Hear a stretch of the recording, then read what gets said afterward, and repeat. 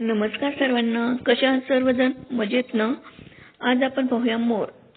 मोर 26 जानेवारी 1963 रोजी मोराला भारताचा राष्ट्रीय पक्षी म्हणून घोषित करण्यात आलं.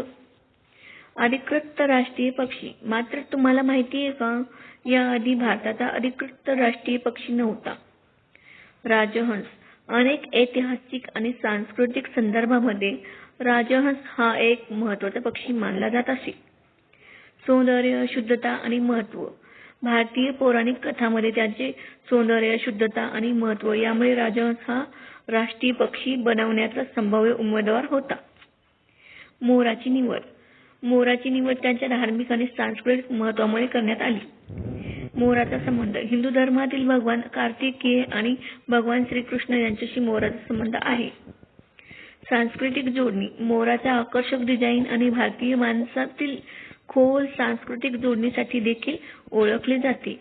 भारतीय वन्यजीव संरक्षण कायद्याअंतर्गत मोराचे संरक्षण केले जाते. तर माझा व्हिडिओ कसा वाटला, काय वाटला, कमेंट करायला विसरू नका, लाईक करायला विसरू नका आणि नवीन जर बघत असाल तर सबस्क्राईब करा आणि व्हिडिओ आवडल्यास मित्रांना शेअर करा. धन्यवाद माझा व्हिडिओ पाहिल्याबद्दल.